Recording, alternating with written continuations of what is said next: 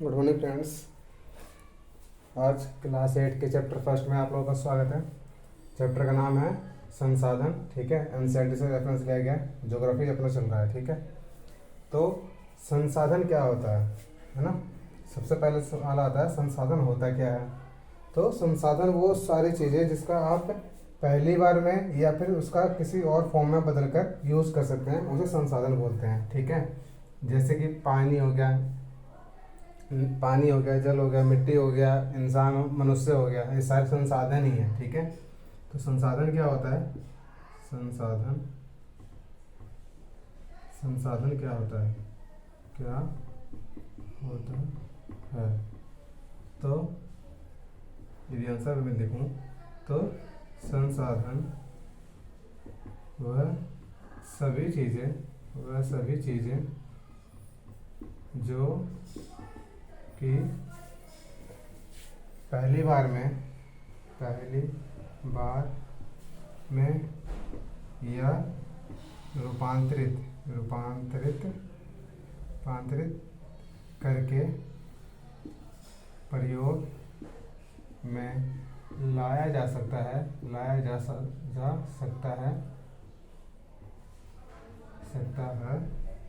उसे संसाधन बोलते हैं। ठीक है, उसे संसाधन कहते हैं।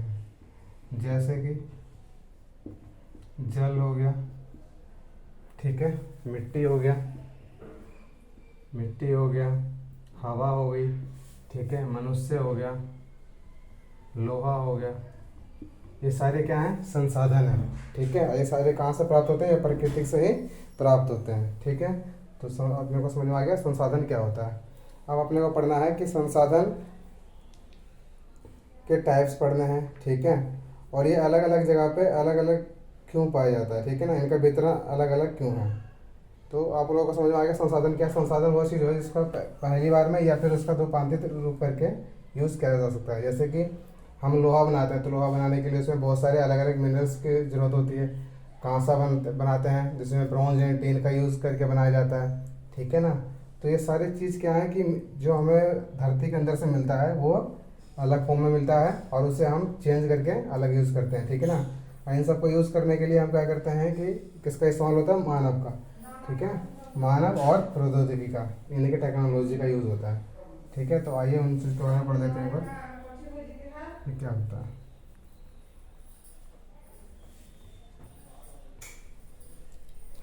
तो संसाधन, तो मैंने बता दिया संसाधन क्या होता है। अब संसाधन कितने तरह के होते हैं पहले ये समझा देता हूँ एक बार, जिससे कि आपका फ्रेम बन जाएगा। ठीक है, तो संसाधन यदि मैं संसाधन बताऊँ तो एक होता है प्राकृतिक संसाधन। ठीक है, क्या होता है, प्राकृतिक संसाधन। ठीक है, दूसरा क्या सा होता है, प्राकृतिक संसाधन, और दूसरा होता है मानव निर्मित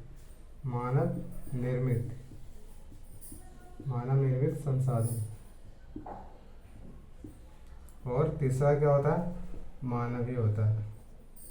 ठीक है, मानव। ये तीन तरह के क्या होता है अपने पास संसाधन है। ठीक है, यानी कि प्राकृतिक संसाधन, मानव निर्मित संसाधन और मानव खुद है। ठीक है, हूँ मैं। अब प्राकृतिक संसाधन में भी कौन से संसाधन हो गए, जैसे कि हवा, पानी। ठीक है, मतलब क्या है कि प्राकृतिक संसाधन वो संसाधन आ जाएंगे जिसका हमें संशोधन करने की ज़रूरत नहीं पड़ता है। ठीक है, क्या करने की ज़रूरत नहीं पड़ता, संशोधन करने की ज़रूरत यहाँ नहीं पड़ता है। ज़्यादा संशोधन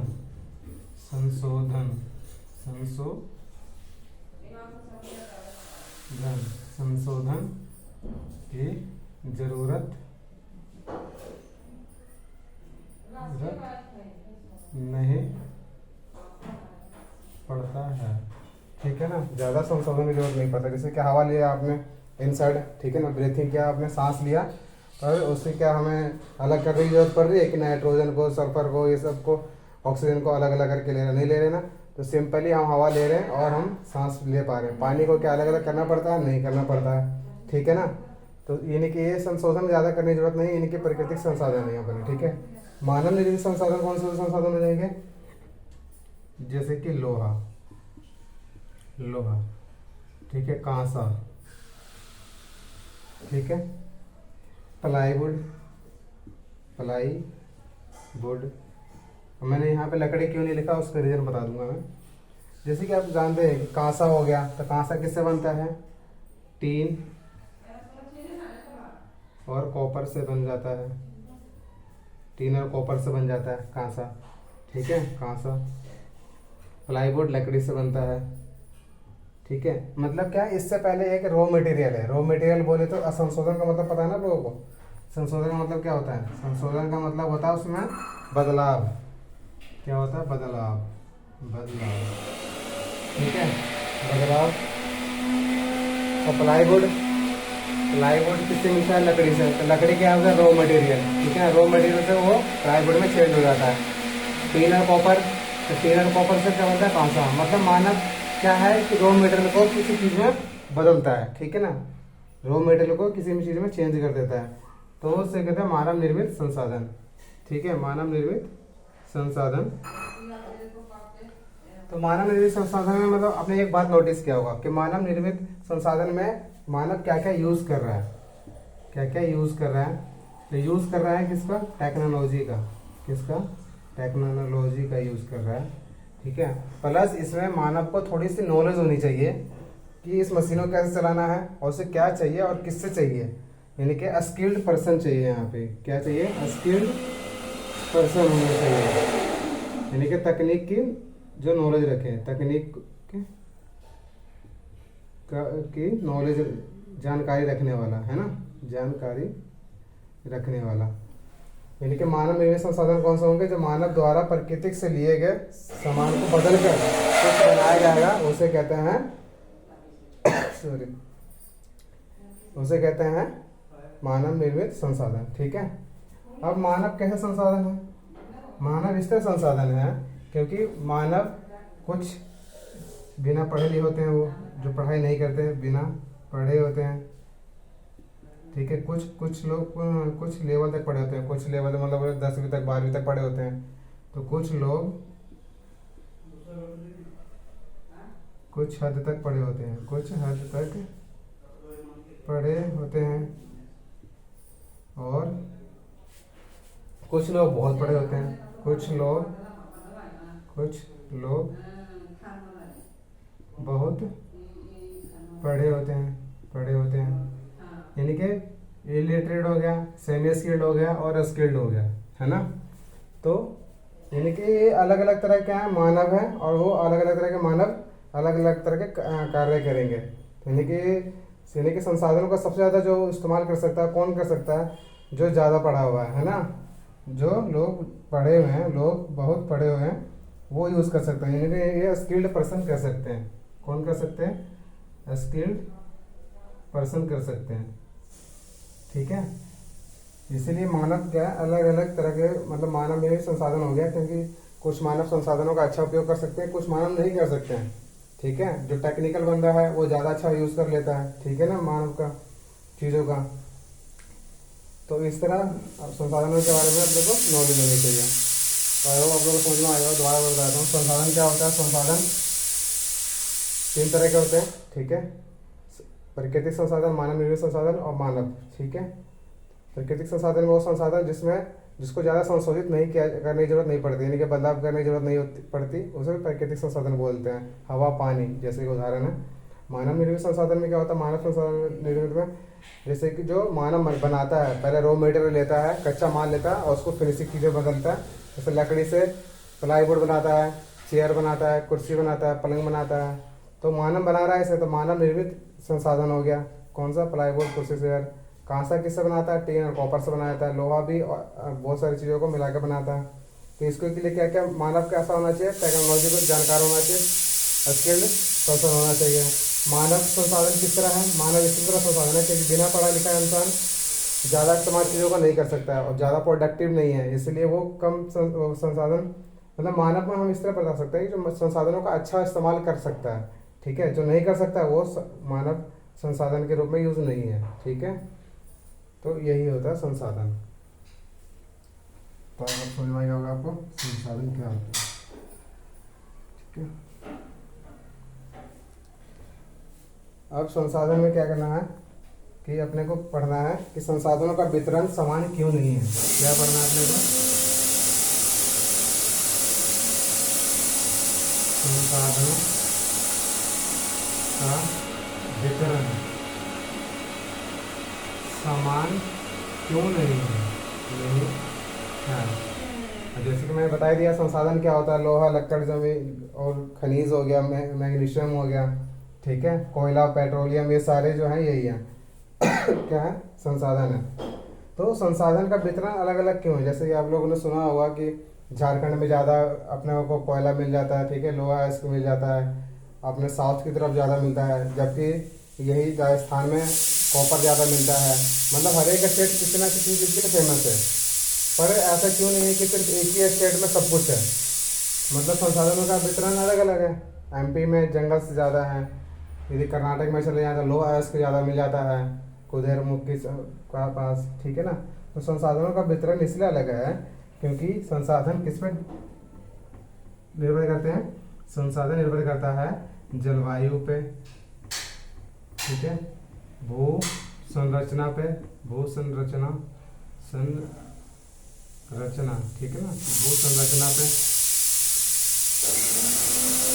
तापमान पर, आदि फैक्टर, आदि चीज़ों पर निर्भर करते हैं, ठीक है, आदि चीज़ों पर निर्भर करते हैं, निर्भर करता है। जैसे भू संरचना में मैंने आपको पहले बता रखा था, मान लीजिए कि जहाँ कहीं वॉल्केनो फटा, ठीक है ना, वॉल्केनो फटने से क्या होता है पता है अपने को कि वॉल्केनो कहाँ से आया होगा? कोर, क्रस्ट, मैंडल आपने पढ़ा ना, कोर, बीच में कोर होता है, फिर क्रस्ट आता है, फिर भूपट्टी आती है। तो जब खनिज बाहर आता है, मतलब कि जब ज्वालामुखी फटता है तो वहाँ पे सिलिकॉन ज़्यादा हो गया कि अदर मटेरियल ज़्यादा आ गया, तो उसके बेस पे क्या होता है, खनिजों का वितरण अलग अलग हो जाता है, ठीक है ना। और जलवायु, तापमान तो उसके फैक्टर होते ही होते हैं, ठीक है ना। तो संसाधनों का वितरण अलग क्यों होता है?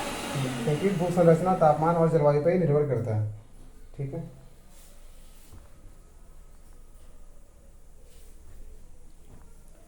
अब पढ़ना अपने को कि सतत पोषी विकास क्या होता है। सतत पोषी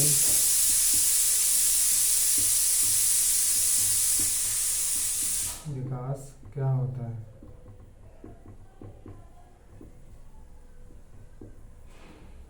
सतत पोषी विकास वो विकास होता है जब संसाधनों का हम वर्तमान के पीढ़ी का, वर्तमान में जो यूज़ कर रहे हैं उसको साथ ही साथ, सतत पोषी विकास वो विकास होता है जिसका जब हम संसाधनों का वर्तमान में यूज़ कर रहे हैं पर भविष्य का भी ध्यान रख रहे हैं, ठीक है ना। यानी कि भविष्य को ध्यान में रखते हुए हम वर्तमान में संसाधनों का यूज़ जब करते हैं उसे सतत पोषी विकास कहते हैं, ठीक है। क्या बोलते हैं? जब संसाधनों को भविष्य में, भविष्य के पीढ़ी को ध्यान में रखते हुए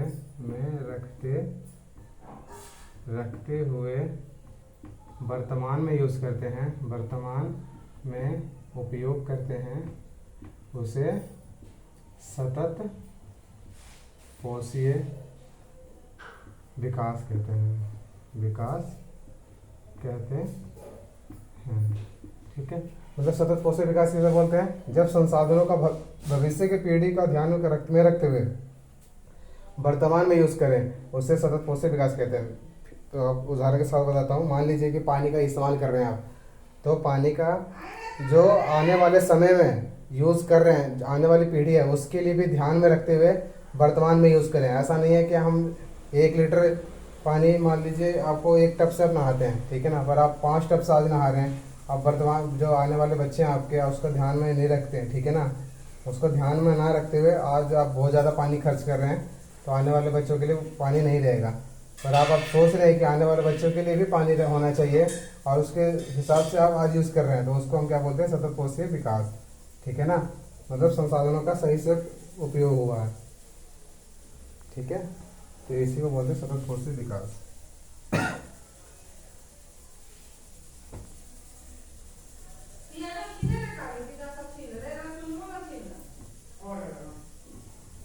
नवीकरणीय व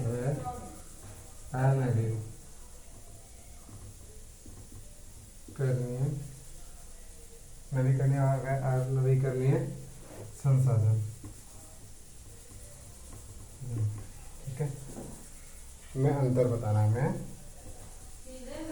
अंतर जानना है। ठीक है, नवीकरणीय और अनवीकरणीय संसाधन में अंतर कैसे जान हो सकता है? पहले तो ये जानिए नवीकरणीय और अनवीकरणीय होता क्या है। नवीकरणीय संसाधन वो संसाधन होते हैं जिनका हम पुनः चक्रण कर सकते हैं। ठीक है ना, पुनः यूज कर सकते हैं। ठीक है, रिसाइकलिंग कर सकते हैं, वो पुनः चक्रण है, जिस कारण इसका जो भंडारण होता है वो असीमित होता है। ठीक है ना, इनके नवीकरणीय क्या होता है? नवीकरणीय वह नवीकरणीय वह चीज वह संसाधन जिसका उपयोग पुनः किया जा सकता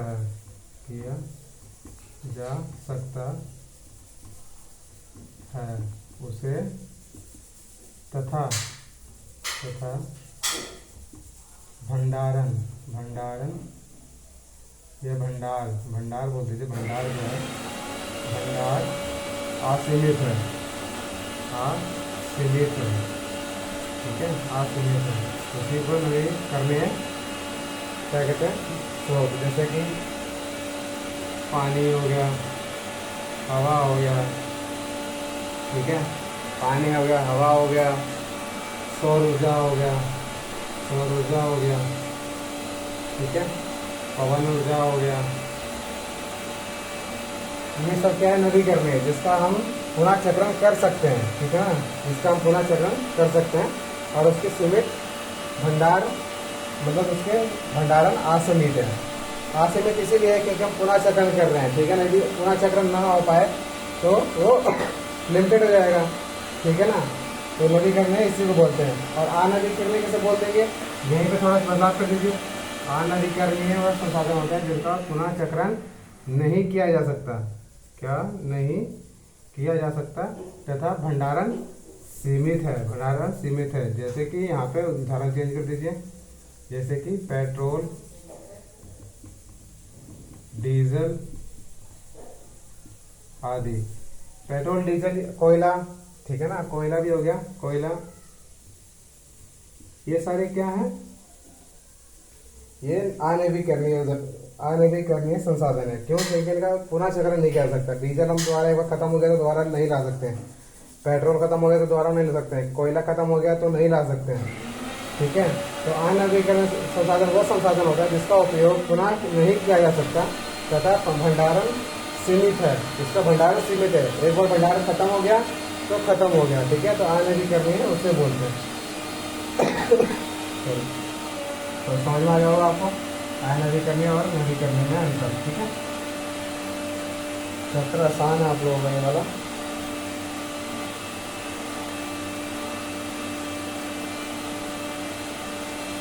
अब एक प्रश्न उठता है आपकी एनसीईआरटी में कि मानव संसाधन क्यों महत्वपूर्ण है? मानव संसाधन क्यों महत्वपूर्ण है? मैंने बोला ना मानव भी संसाधन है, तो मानव भी संसाधन है, तो उसके लिए क्या है, ये जरूरी क्यों है? वो इसलिए जरूरी है क्योंकि जो अपने पास रॉ मटेरियल है, ठीक है, उसको फिनिश प्रोडक्ट या फिर यूजफुल प्रोडक्ट में चेंज करने के लिए किसकी जरूरत है? मानव की। मतलब बोल रहे तो मशीन की, पर मशीन की नॉलेज किसको होगी? मानव को होगी। जो रॉ मटेरियल जैसे कि लकड़ी हो